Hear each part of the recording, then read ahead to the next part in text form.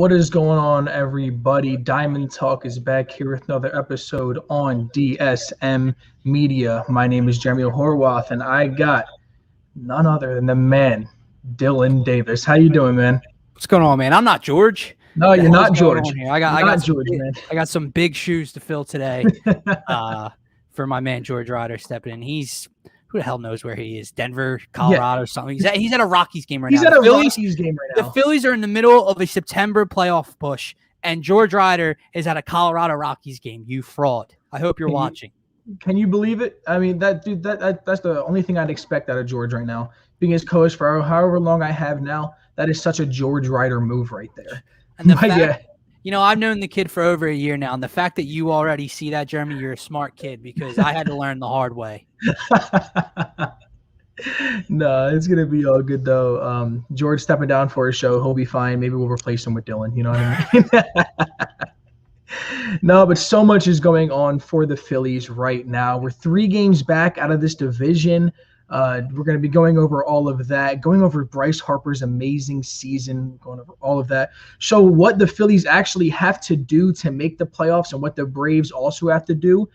I don't think you guys are going to be happy actually looking at it. When you see 3 games out, you're like, oh, okay, maybe we can do it. But when you look at it, we'll show you later. You're not going to be happy with what we have to see. But always have the faith. I have it. We have an easy schedule. They have a more difficult one. We'll get into more of that later. Also, some more call-ups that have been added. Other guys that have helped this season actually be possible to make the playoffs, and some other minor league moves, and just so much more going on. But to start off, we'll go over this rough Philadelphia Phillies versus Baltimore Orioles series. Now, I can't believe we won that series. Did we deserve to win it? That's up to you to decide. But so much was going on. Dylan, what are your main thoughts on the series? Thank you, Bryce Harper. Thank you, MV3. I really don't know any other way to put it other than the fact that Dylan hasn't been checked into baseball. Get over here. Yeah, get your troll ass out of the comments. Go to work. Go do whatever you got to do, kid. But yeah, man, I really don't know how to summarize it up. It's even though they won the series, it made me feel a little bit worse about this last week and a half of baseball because it's just things that can't happen. You can't get shut out at Citizens Bank Park in Game 1 to the Baltimore Orioles. You can't then turn around the following night and be scoreless heading into the bottom of the 8th or 9th when they finally put a run on the board. And then you get a momentum win, and they win last night, but they were down, and it didn't look good. And it doesn't make me feel any better about this playoff push because for a team, you see yourselves in the standings just shy behind the Atlanta Braves. You know that series is coming up. You're at home against really, really bad teams. Now, maybe that's part of it. Maybe they see that, and they're already ready for the Atlanta series, and they're overlooking this bad Orioles team. But this Orioles team just swept the Phillies a couple weeks ago. And that's things that good baseball teams don't allow that to happen. And that's why I'm not really that excited about the 2 wins. No, I would totally agree with you. A stat that I saw the other day or last night, the Orioles pitcher, I don't remember the name of who pitched last night for the Orioles, but I do know, right? I couldn't even, I don't even remember. I wasn't able to watch the game. I was checking updates when I was at work. I was at work, all right? I have an excuse. The hosts of Diamond Talk are unbelievable. Hey. DSM Media is going to need to have a chat about what goes on with this show.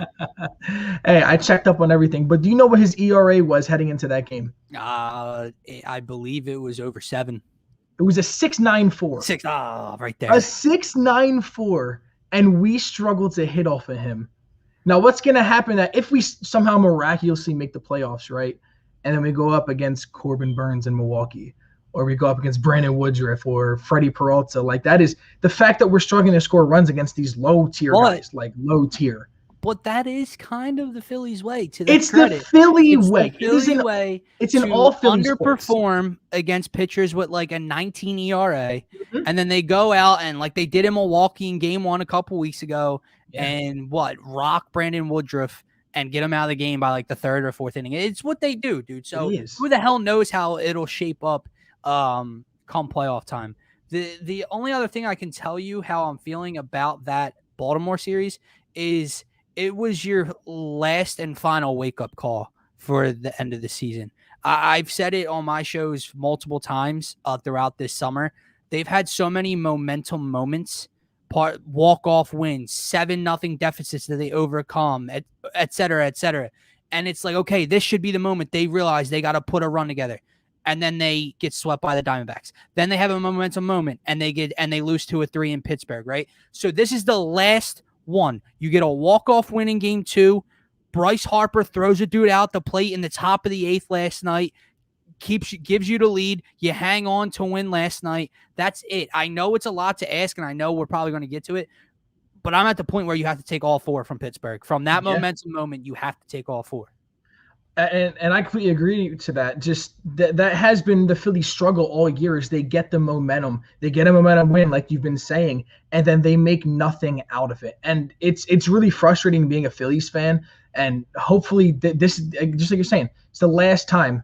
There's not going to be another chance where you'll get another momentum swing. No, that's not going to happen. The only time that can happen is if you somehow like sweep Atlanta and you have to win that series against Miami. Right. I know that's going to happen, by the way, is we're going to win this series over Atlanta, take the division, and then lose the series to Miami and not make the playoffs. That is legit the Phillies way. The margin of error is literally this right now, because like you said in the beginning about that graphic, and I know we're going to touch on it.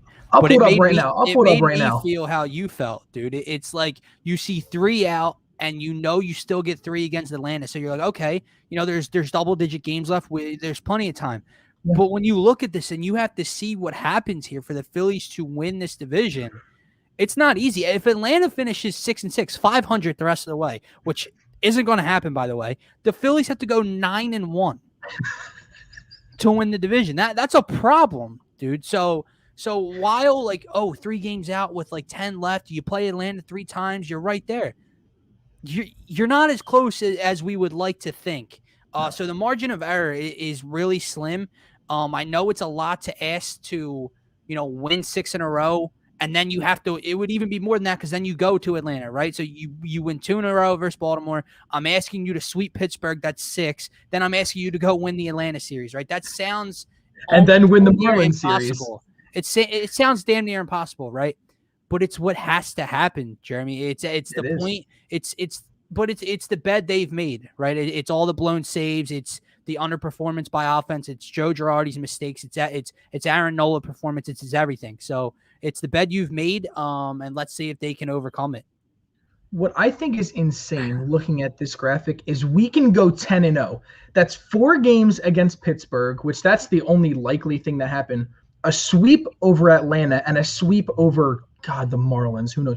And if the Braves even go 8-4, and we go undefeated, it's not good enough. That is insane. Now, the only way I could see us actually doing this, we have to sweep Atlanta because that takes 3 games out. Right. So that means the remaining 9 games, they'd have to go 3 and – or wait, am I doing this right? 6-3 maybe? I can't do the exact math right now. Yeah. What is it? Well, if we swept them, they'd have to go 6-0 outside of that. Yeah. So if we can somehow manage that, that's the only way that it's even a possibility. We can sweep them and it won't even happen. But I just don't know how likely it is going to happen. To me, dude, you have to be within at max 2 games. I'd love to be within a game by the Atlanta series. It's not impossible. Like we said, we're at home versus Pittsburgh.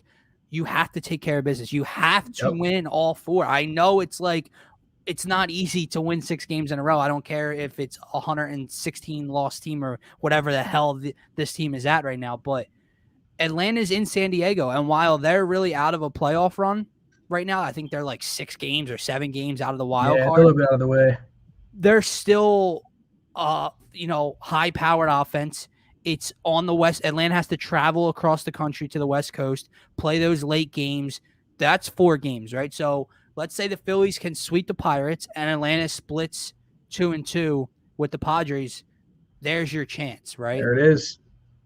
There it is right there. Hey, your troll's back, by the way. Yeah, I see. Again, says the better chance of Dylan hitting a parlay than in this division. It's been a rough go of it with the parlays, but we're getting back on track tonight. Don't you worry. There you go. What do you got tonight?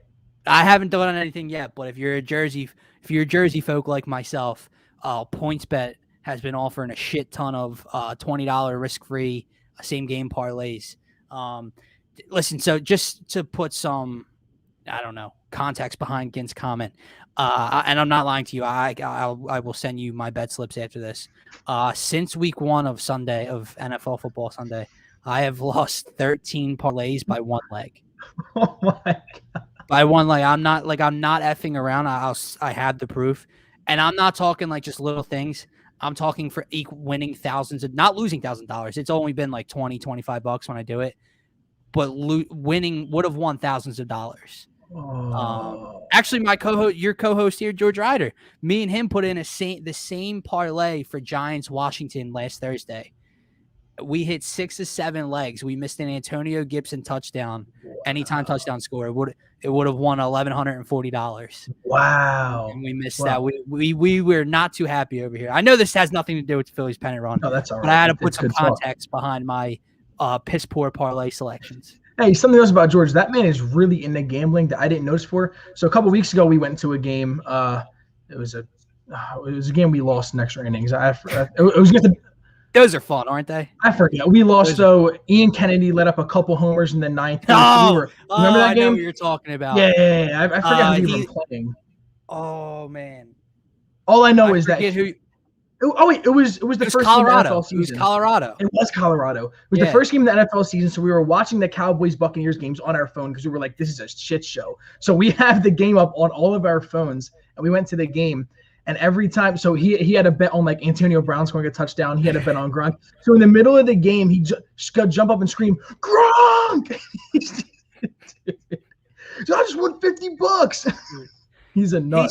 He's such a freaking Debbie Downer and sour puss too, dude. Because I had him over. He came over my house for the parlay we did last Thursday night, and it was a lot, right? So it was Terry McLaurin to score a touchdown. That happened. Daniel Jones to score a touchdown. He ran one in. Yeah. Antonio Gibson was the leg we missed for a touchdown. Then it was like McLaurin, Gibson, and Logan Thomas over yards. Daniel Jones over rushing yards, and Washington money line or whatever. Right. And everything. Dude. But by the no Washington money line. Excuse me. By the end of the first half, we hit 4 of 6 parlays and 4 of 6 legs, and 2 of 3 touchdowns were scored. And he's sitting in the corner sulking, bringing down my mood. Like, we needed like 10 more Antonio Gibson rushing yards, clearly going to happen, and him to score. Great opportunity. Now, to his credit, it didn't happen. But you don't got to be a sour puss taking away my good mood. It might have been his fault of why it didn't happen. That's very true. Very true. It's also Ron Rivera's fault. For somehow, and this is the part that I think bothered me the most, is I don't know if you watched the game, but they ran the ball to J.D. McKissick on the 2-yard line, and he scored a touchdown. Not Antonio Gibson, not the lead running back. The backup 3rd down running back got the carry on the goal line, and he scored. It's because they're in on the best. I'm telling you, man. I think so, dude. I think so. We need to move. I know we need to move forward. This has been fun, but I've truly never seen anything like it. I'm not just saying it because I know. To me, 13 straight parlays have missed by one leg. Impressive. And they're all 3 or more legs. It's not a joke. It's not like, I'm just getting blown out on parlays. One leg has lost every time. Oh, man, I can't imagine how much money you've lost now. Thank you guys for listening to me vent for a little while. Hey, it sounds like you had to let it out. You kind of had to let that one out. Maybe it'll make you feel a little bit better. I texted Gint before the show and said, "Yo, comment about my parlay so I can rain on Jeremy's show." I wouldn't doubt you for it. I wouldn't doubt you for it. But moving on, away from the parlays and back into this crazy September race that the Phillies have gotten themselves into. Bryce Harper, man. MV3. This man is an absolute stud, and he's a front runner for the MVP. Him and Fernando Tatis Jr. Tatis just hit his 40th home run of the year, but Bryce Harper also has them amazing numbers. Trying to keep bias out of the way, who would you have winning MVP? Trying to keep bias out of the way. So not biased? No, non-biased. Who do you have? Oh, Bryce Harper. Boom, baby. It's really, to me, it's not. It is close, obviously, with Tatis's numbers. But here's where I bring a a lot to the table for when it comes to MVP. It's not just the numbers.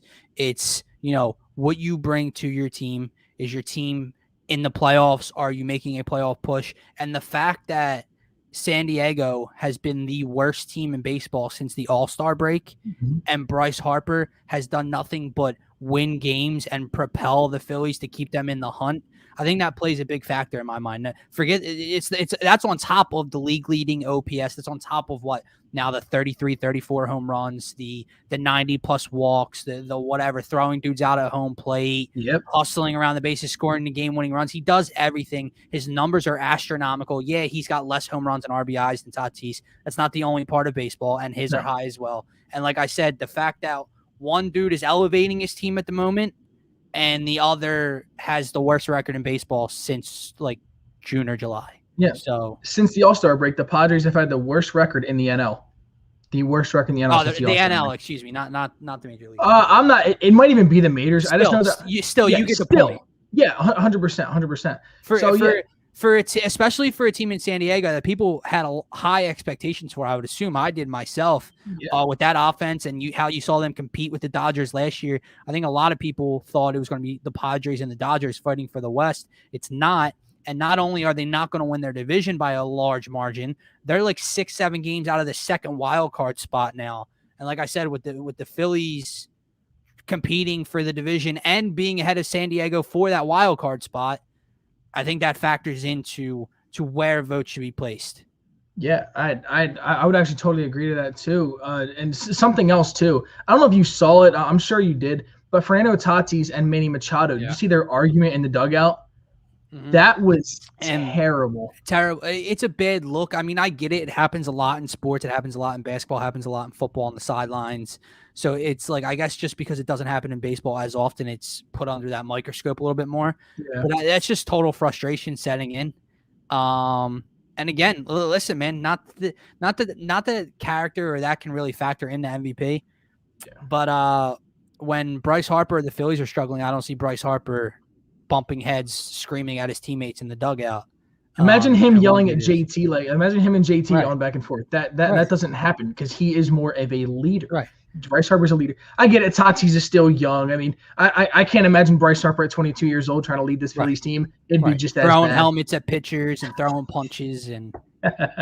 I miss that Harper a little bit though. Yeah. I kind of miss him, man. Yeah, me too. But he has been an absolute menace all year. That's the word I've been liking. Well, I think that's another thing that people need to understand is this isn't just recency bias. This isn't just he's getting hot. He's been really good all year. Obviously, he stepped it up in the latter months of the season, but he was really good in the beginning of the year as well. But the average wasn't there. The home runs were all solo because no one was getting on base. That hindered the RBIs. And the next thing you know, boom, he's gone on like a month and a half, 2-month pace here where he's been unstoppable. Literally, I'm not exaggerating. I was down the shore in the first week of August, and he was getting hot right before I went to the shore. So it's going on 2 months of baseball where he's been red hot. Unstoppable. Yeah. And I swear, so the past couple of games I've gone to, he comes with the bat, and I'm like, this man's about to hit a home run. And like, he actually does it. Like, yeah, it's crazy because his presence at the plate, when you're watching the game and you're like, oh, Bryce Harper's at the bat, like, he is someone that you're going to sit on the edge of your seat. You're not going to go up and go to the bathroom in the middle of his at bat. You're not going to even go get a drink. You're keeping your eyes locked on the screen, or if you're at the game, locked on him at all times. Well, you're right. He's must watch. He's must see TV. But it's also a confidence thing. Like throughout this Phillies roster, there's guys, including Bryce, that get up to in the batter's box, and I'm confident in the at bat. If there's runners on scoring position, if there's 2 outs late in the game, I'm confident with them at the plate. And then there's guys like Didi Gregorius. That's the next topic I want to get into. You can go right into it right now. Talk about Didi. Get him off my team. I agree. I was ecstatic when they brought Didi back. I thought they filled a major hole that would have been the shortstop position. I liked him a lot last year in the short season. I know he's battled injuries. I get all that. He stinks, dude. And I'll tell you what really pissed me off was that nonsense that he tried to spew the other day that his vaccine is what gave him the gout in his elbow or whatever. Are you No, you just stink, Didi. Your time's up. Whatever has to happen next year, you have to eat the $14 million. Whatever happens next year, he can't be the shortstop of this team. He's awful in the field. And the fact that did you hear the comments of Joe Girardi the other night saying he had Didi in for his defense? Oh yeah, I did see that. Joe, buddy, I forgot about that. What are we doing here, right? We're openly lying to each other? Yeah. You think the Philly fan base and reporters are dumb? Like no, we know Didi's awful in the field. He's awful in the field, and I can accept that with a guy who's going to produce in the batter's box. He's hitting like 210 on the season. He's not hitting for power. I don't even know if he has 10 home runs. I think he's around 9 or whatever it is. He might be at 10 now. Around that range. Talk about confidence. Every time he comes up to the bat, I expect either a strikeout or a pop-up. That's all I expect out of Didi Gregorius. Nothing hit hard, nothing put in play, nothing. I have no confidence when he's up to bat. And the fact that he's in the middle of this lineup every day, I don't like it at all. Yeah, they're not dropping him in the lineup at all. Yeah, that entire thing. And we have defensive guys that are better than him. Like when you look at Freddie Galvis is an amazing defender. Like I would rather have Freddie Galvis in starting shortstop every day over Didi Gregorius. I think that's what I would do. I think Didi Gregorius would be my shortstop and Torreyes would be my third baseman. Didi over his last 7 games is batting under 100. It's like an 80-something right now. And over his last 15 is batting just over 100.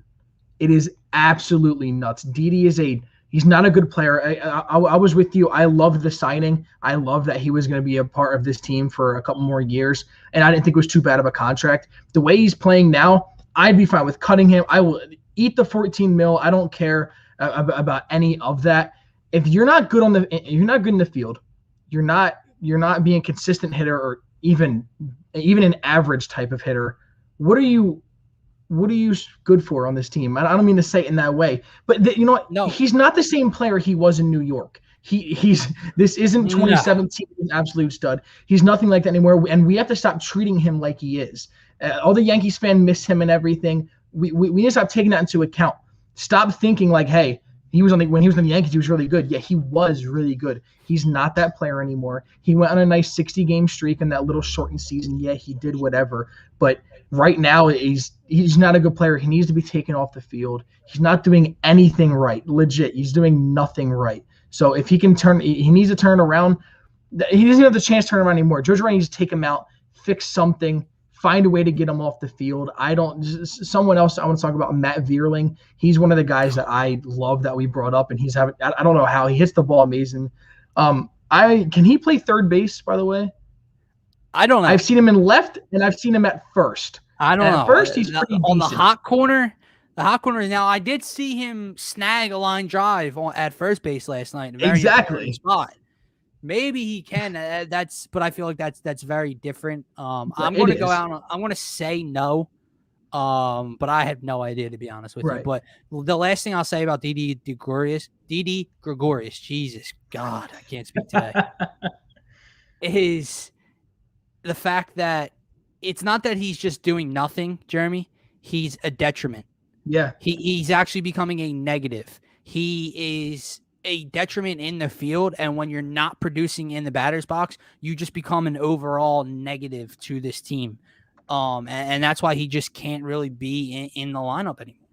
Yeah, I would totally agree on all that. Joe and him are attached at the hip, so I don't see any way that he comes out of this lineup. And that's a big problem with Joe. I mean, when we first got Ronald Torreyes and I saw him starting to get a bunch of starts, I was like, this is legit. Like he's getting these starts because they used to work together and everything. Now that has worked out. All right, I'm okay with Ronald Torreyes now. But this Didi thing, he has no more time to prove that he can have a good season. You got to fix something. But now Torreyes isn't even getting as many starts. I think I don't think he started for like 6 straight games or so at one point. So I don't know. Listen, it's all well and good to have these guys, to have a Ronald Torreyes step up. It's all good to have a Vierling step up. Earlier in the year, it was Nick Maton was stepping up, right? Coming up with clutch ABs. That's all well and good. But at the end of the day, they're not, they shouldn't really be everyday MLB starters. With that being said, Ronald Torreyes would be my third baseman right now because he's really good in the field. And he provides more at the plate than Didi does right now. Yeah. So I don't get it at all. And more than Freddie Galvis too. Galvis is not the best hitter, so Ronald is also better offensively, and they're around the same defensively. It's not a big difference. But just so much going on. We did see about this. So he says John Middleton is the real issue. They need to fix the flawed roster. What are your thoughts on that? The roster's terrible. The roster's really bad, and the question is, well, how do you do so?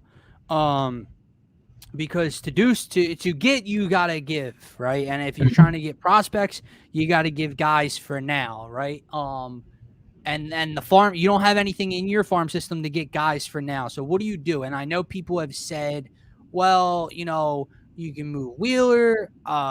There's been people that said trade Bryce after this year. They're, JT, whatever it is. That's all. What's the word I'm looking for? Horseshit. You don't do that, right? You don't straight trade up the dude who's about to win the MVP. Like what you try to do, you see this team right now. They are a fringe playoff team. They missed the game. They missed the playoffs in the final series last year. They're coming down to the end of September, early October this year. Will they make it? Will they not? They're right there. They got an MVP, Bryce Harper. JT's had a down year, but you signed him to be the best catcher in baseball for a reason. You go and add to that. Now, that's the $1 million question is how, because you don't have a good farm system to go and get guys for now. You don't want to give up any of your studs right now for guys for the future. So it's a sticky situation, but you don't go and move JT or Wheeler or Bryce Harper. Aaron Nola, I can get with moving Aaron Nola this offseason. Yeah, he says it right over here. Point. Oh, I didn't even see that. And they get he says right over here to possibly move Nola. Yeah, that's kind of the next thing I want to ask you. What would be your thoughts on moving Nola possibly? See ya. Yeah, I can't do it anymore, dude. I can't. Just as a Sixers fan, as I can't cling on to the offseason videos and the jump shot of Ben Simmons and the hope that he's going to upgrade on the offensive end of the floor, I can't keep hoping every summer after 2017 Cy Young Aaron Nola is going to come back, or even close to Cy Young type of Aaron Nola is going to come back. He is at best right now a third starter in the rotation when we need him to be a 1A, 1B type of guy. Now he has, I'm pretty sure last start he looked really good.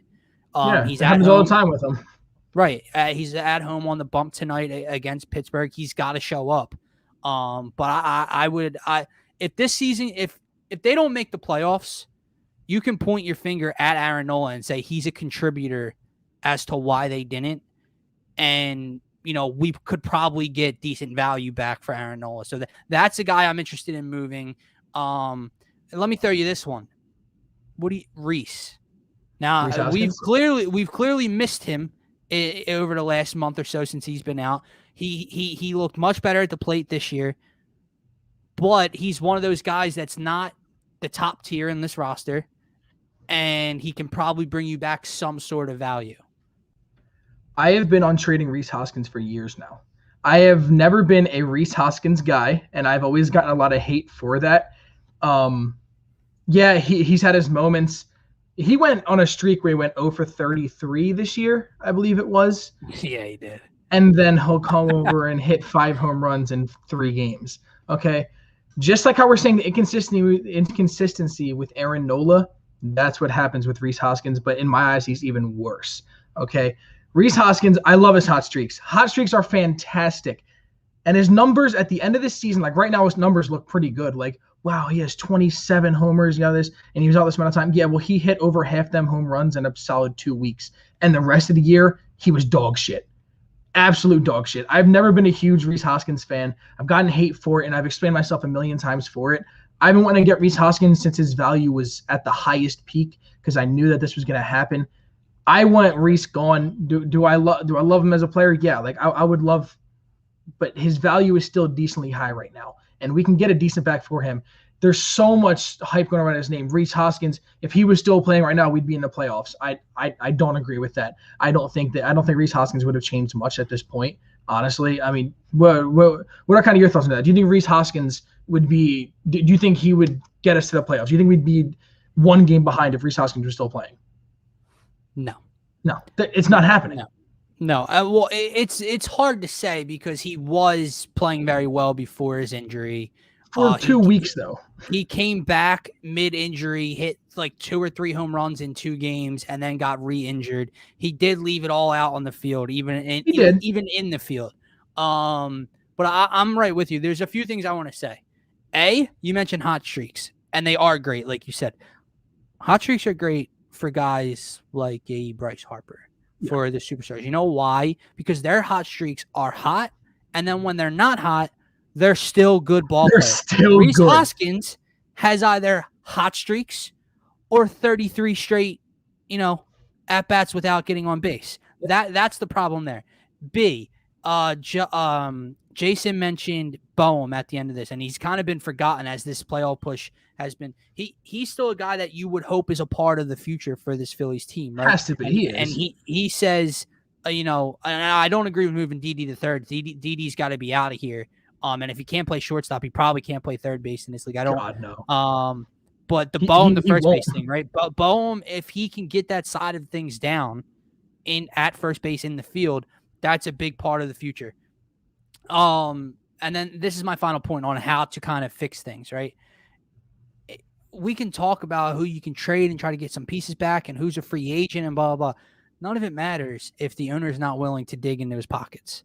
And why I think you might see a little bit of change this offseason. Now, maybe it's fool's gold here. And you're right. Hot streaks and inconsistency don't mix at all, Jason.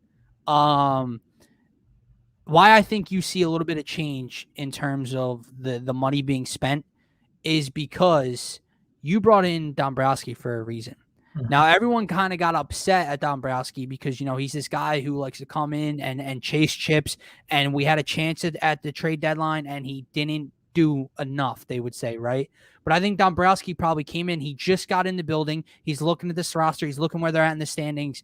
And he doesn't want to overdo anything. I think next season this offseason is where Dombrowski puts his stamp on things. And you don't bring in Dave Dombrowski if you're not willing to spend money. That's the bottom line to me. Supposed to. Well, you're damn straight. But I don't think Dombrowski would have, come out of retirement or whatever he was doing to take this job if he wasn't going to be able to do it to, do what he does best. Yeah, I agree. I would totally agree on that. And that's something that they're going to have to work on. The free agency class for shortstops looks really good this offseason. There are big name guys out there. You got guys like Corey Seager. You got guys like, I know he's going to get a lot of hate, but Carlos Correa has had an amazing season over in Houston. Yeah. And I know, the whole trash banging thing, whatever. He has had an amazing season. He's been trolling other players. I don't care. That man's an absolute stud. Again, we would have to pay him a lot of money, like a lot of money. But there is some big name guys out there. So I think one big addition changes the landscape of this lineup. And now I know that sounds kind of stupid to say, but if you just take into account JT, Bryce Harper, let's say you do keep Rhys and it's Rhys, and I know he's got his inconsistencies, but it's Rhys's bat and a Carlos Correa type. Carlos Correa, that lineup kind of changes now. Now, I believe Kutch is off the books after this year, right? He is. I don't know what his future is like in Philly. I don't know if they moved Didi. What's their plans for Alec Boehm? What are they doing long-term in center field? Because I can't foresee, Odubel Herrera and Roman Quinn and Adam Hazley to be the thing again in center field. Freddie Galvis, I can't see him being the long-term answer in the infield. So a lot of freaking question marks for this offseason. But dude, we're in the middle of a pennant chase. So let's get back to that, shall we? Yeah, definitely. Yeah, keeping our eyes on right now. Because the more we look into what's happening next year, that drives us away from what's happening right now. Yeah. Oh man, I had a big take too. Yeah, go ahead. I don't think you'd like my thoughts on JT Realmuto. Are you a big JT guy? No, I think I would agree with you more than you think. Okay, I do really like I like JT when he's playing like the JT I know. JT Realmuto has not produced at the level that we were hoping or thought he would this year. Now, maybe that is, like Jason said, maybe he is a bit overrated. Maybe injuries are playing a factor this year. I don't know. He hasn't been as good behind the plate. No. And he just simply, now I know he just had the walk-off hit the other night. I know he had an RBI last night, I believe. He's not good enough with the bat in his hands. No. And, so, the way I'm going to put it is I love JT Realmuto. I hate his contract. Well, right, like Jason said, you could have invested all that money and filled more positions of need with good players than trying to pay a great player like we were hoping. JT Realmuto has really good numbers for a catcher. Here's the counter to that, though. When your $330 million man is promoting for you to bring him back, you keep the $330 million man happy. That just shows, but I hate it. Like, I love Bryce Harper, favorite player, but man, like, if that didn't happen, if he didn't start the thing where it's like hashtag sign JT, we wouldn't have been all like, we all wanted JT, but like, I feel like at least me, I wouldn't have been like, hey, we have to get JT. I would have been like, all right, no, cool, you're right. But now Harper, you do know JT's going to go on a tear for the last week and a half of the season. Just because we said this? Yeah, and get us to a playoff run. JT, if you're listening, because I know you're listening to Diamond Talk right here on DSM Media. Always, every day. I will be happy to be proven wrong. Okay, so go prove exactly. And that's something that I always say about all Philadelphia sports. I am a very hard Jalen Hurts critic. I have been hard on him ever since we drafted him. Oh, me too. Okay. But I always ended off by saying, Jalen Hurts, I want you to prove me wrong. I want Hurts to succeed. I wanted Gabe Kapler to succeed. I want Reese Hoskins to succeed. And just like JT, I want him to. I just don't see it happening. Jason says down here, I want the center fielder from the Twins. I guess he's talking about Byron Buxton. Yeah. He's an absolute. He said he's still young. He has power, defense, and speed. He is also a free agent this year. Did not sign an extension with Minnesota in the middle of the year, and they did not trade him. So that could be someone else that we're looking at. But keeping on to this year, so a couple games back, we got the Pirates the next 4. Pirates are not a good baseball team. What do you think is going to happen in this series? What should happen and what do I think is going to happen? What do you actually think is going to happen? Are two extremely different points. What should happen? The Phillies need to take all 4. Mm-hmm. It's not just what they need to do, it's what they should do. The Pittsburgh Pirates are over a 100 loss team on the year. You are home. You're not in Pittsburgh. You are the ones playing for a division title right now. You have the MVP of the league right now. Go sweep the Pittsburgh Pirates. That's the bottom line.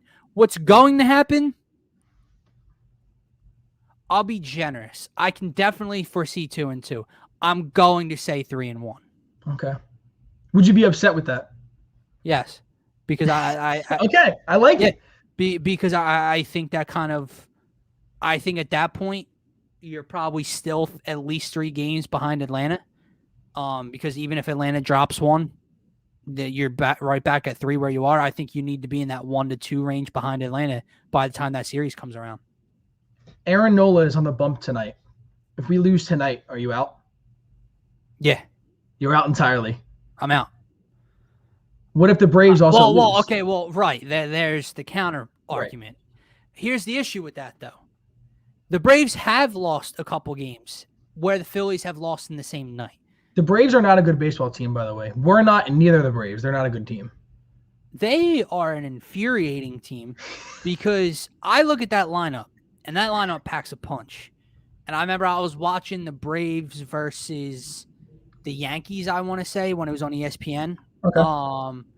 And that lineup, the guys they brought in Duvall and Jorge Soler, and dude, they pack a freaking punch. And all of them, and so many guys have 30-plus home runs, 28-plus home runs. Yeah. And then you look at their average, and they're batting like 217, 223. That's exactly why. So if you're the Phillies, if you can limit the long ball in Atlanta, now I know that's a lot to ask for with that lineup. You got to figure some of them are going to get a hold of the baseball. But if you can limit the long ball, you should find success against the Braves. Yeah, I think so too, and that's why I say the Braves aren't really a good baseball team. Averages are low, which means their on base percentage is also low, and their pitching is not good. They do not have good pitching. So, and that makes me think, should we be ahead of them? Well, you can say the same things about us. Our team does not have a good average. You have Gene Segura and Bryce Harper with good averages. Everyone else low averages with some guys that can hit the long ball. Pitching sucks. Pitching's bad. Defense is bad, just like Atlanta. We're the same damn team. It's just that we have the better MVP candidate. That's it. I'm with you. And their pitching is slightly better. I'm with you. Jason's comment here. I do disagree a little bit because DeGrom, while I know what Jacob DeGrom is, the Mets are a disaster. So no, I don't think Jacob DeGrom 1 out of every 5 days would be the killer for the Phillies. The Braves thing is interesting because you could be right because we know what kind of player Ronald Acuna Jr. is. But let me ask you guys this.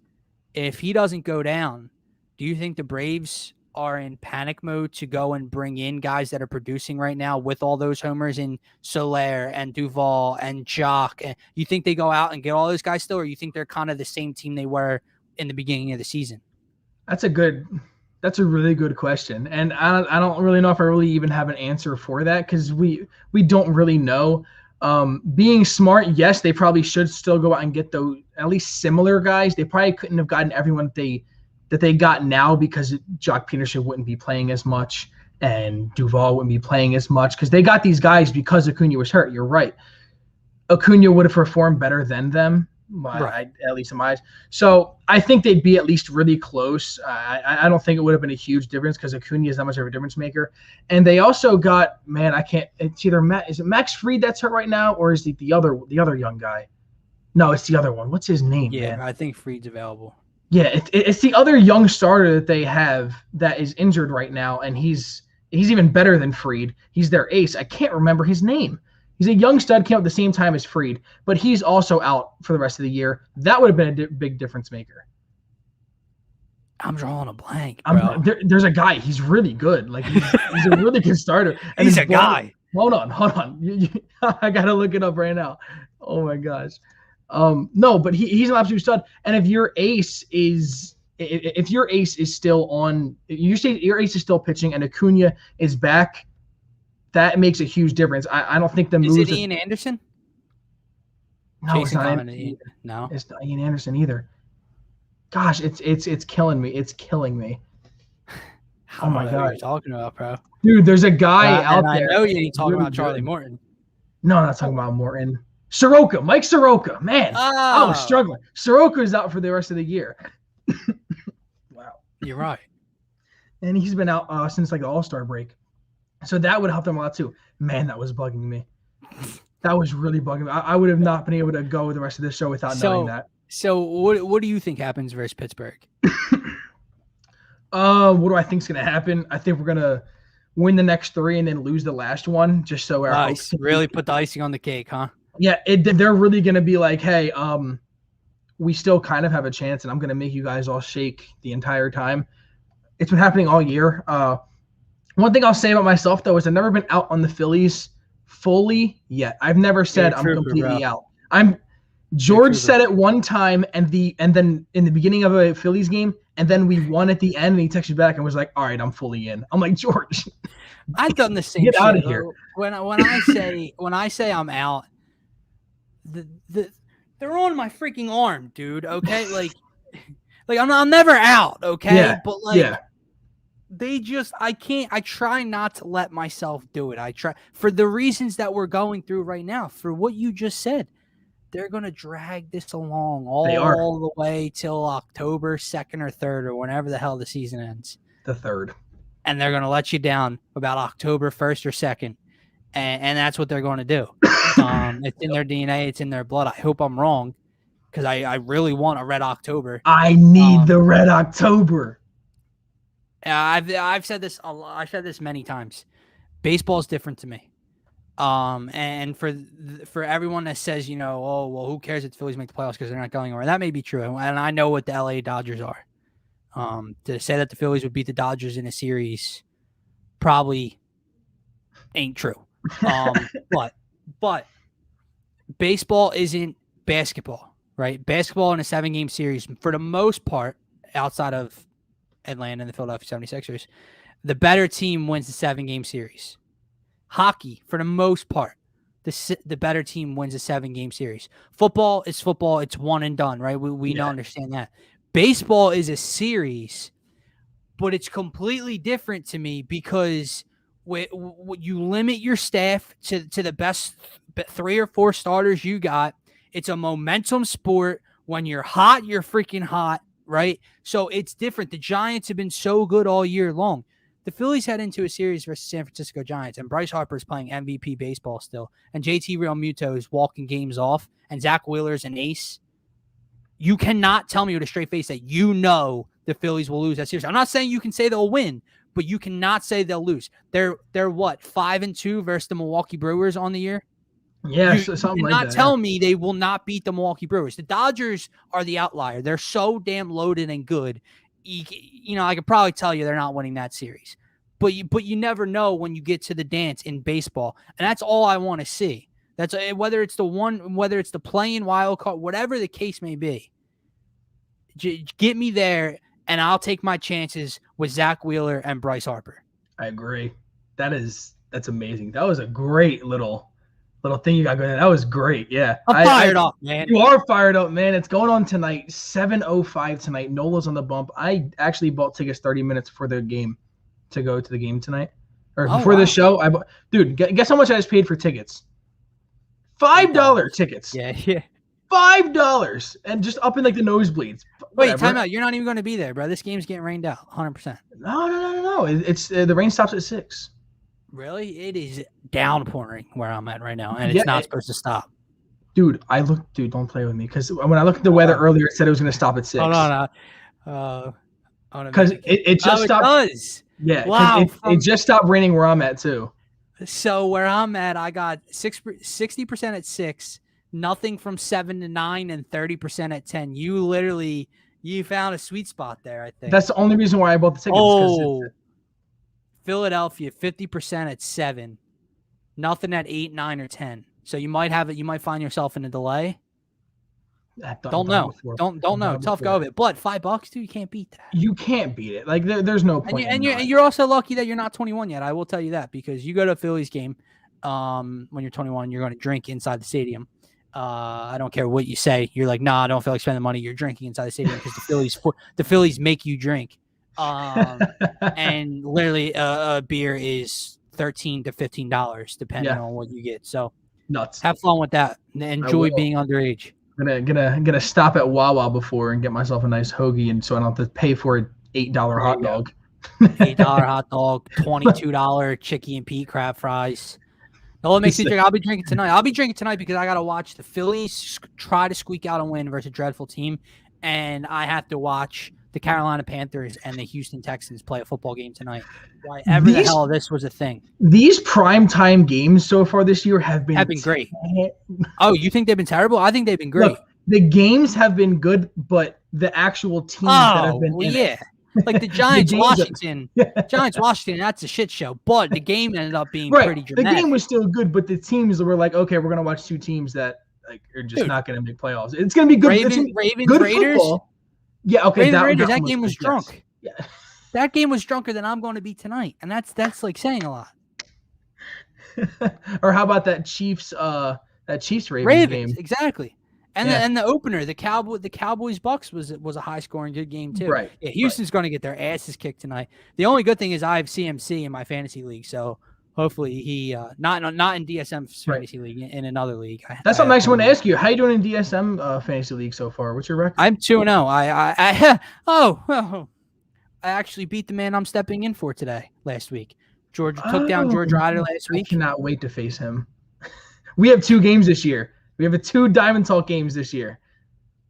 I beat Scotty week 1. I beat George week 2. Here is something funny for you to know about George Ryder. I don't know if he's fixed this yet. He can't log into his DSM league. Oh, I know. Fantastic. He doesn't know his email. Dude, I even tried to help him. So what you can do he had Josh Jacobs in his lineup last week versus me. Oh my gosh. This poor guy. Oh, this poor guy. Have him in his Colorado Rockies ass. Colorado Rockies, you said? Yeah. I'm gonna start using that. Yeah, he's over at the game enjoying himself. I bet he didn't even tune in once. Wow. Hey, No. actually, you know what? I'm gonna call him out on the show. Guess when he told me he couldn't do the show? Today. Last 1 night. 1 a.m. He's a piece of work, dude. Hold on. I have a story about George. I'm going to let him know we're roasting you right now. Dude, he didn't even tell me. I asked him and said, yo, you still good for tomorrow? No. And he was like, oh, wait, can you actually ask Dylan? He's the worst. He's the dude. So there's an event going on this Saturday that we're no longer able to be a part of, that DSM was supposed to be a part of for a good cause. Not like I'm literally the only person that would be available to go. And now that no one else could, I've made plans to go away. So we're not doing that. But George was the hookup for the people running this event. That's terrible. Oh, my. George knew the date of the event for over a month. George passed the word on to me. Yeah, bro, I'm down. Okay, you like Scotty's going to be in New York. Phil probably can't. Me and you. Yeah, bro. Text him last week. Yeah, you're still in for the 25th, right? Oh, it's the 25th? Bro, I'm going to be in Denver. Oh, my gosh. George. That's terrible. That is terrible. I can't, dude. I can't take the man anywhere. Oh, man. I can't take the man anywhere. He should be back on next week, and I'll roast him just as much. But I think that's all I got going for Diamond Talk today. You got anything else, Dylan? No, man, I don't think so. Predictions for tonight. I'm going to say that the Phillies win. That's just me being the hopeful idiot I am. Yes. And I'm going to go out on a limb, and even though I just criticized his ass for a while, I want to say Aaron Nola has a good performance tonight. I want to say he goes between 6 and 7, like 6 1/3, 6 2/3, maybe a run or 2 runs given up. You're going to know from the jump what Aaron Nola. You're gonna learn in the 3rd inning. Yeah, that's because it used to be from the jump. Because you would see if his breaking ball had movement. You would see if his fastball was rising. If it wasn't, you knew you probably weren't getting the best Aaron Nola tonight. Now he looks sharp through the first 2 1/3. Then he can't get anyone out with 2 outs in the 3rd and 4th inning. That's something you got to be looking for tonight, right, man? Can he put guys away with 2 strikes? Can he get out of innings with 2 outs? That's literally been his Achilles heel for a while now. Jason says Nola 6 1/3, 4 earned, 8 Ks, 3 walks. Jason, do the Phillies get the win tonight? What do you got, Jeremy? Phillies win? Yeah, I do have Phillies win. I think Nola's gonna have a decent start. I don't think it's gonna be anything exciting. Maybe like a Bryce Harper home or nothing. I don't think it's gonna be some sort of walk-off win. Jason does say yes. He does have the Phillies winning today. Let's hope, man. We need it. Go Phils. George should be on next week. Who knows? Maybe he'll take a trip over to like California or something. I don't. And then let me know the night before. Send him a text at 1 a.m. and tell him, yo, I will. Can you ask Dylan? Yeah. That's exactly. I'm gonna be like, yo, can you get Dylan on tomorrow? No. I'm gonna text him at 1 p.m. the day of and be like, trying to get Dylan just see what happens. You know what I mean? But so much happening for DSM right now. So much happening for Diamond Talk. We have a few really special guests. It's the off season now for minor league players is all I'm going to say. So we got some guys lined up already. Oh, it's going to be awesome, man. We got some good shows, bro. We got a lot of shows. So 6 out of 7 days, DSM has a show now. 6 out of 7 days we have a show. Come on. You got time every once in a while. Hop on, throw some comments at us. Speaking of shows, 7 p.m. tonight. Scotty, myself, Turf Talk. Talk, baby. Talking Eagles, Niners, NFL Week 2, previewing somehow, some way. I got to find a way to talk about tonight's matchup. Don't know what the hell I'm going to talk about, but I got to talk Carolina and Houston tonight. It's terrible. Come join us. Have some fun. Guys, we put out merch today. Hopefully we had some trouble shooting it. Hopefully it sticks this time, but we do have right now on TeePublic, DSM media merch. And a couple of Faithful Fanatics designs are up there as well if you want to go check that out. Or not in it, please stop, bury this team. You got it, Yami Hotspur. And with that being said, put the nail in the coffin. Yami, have a nice night.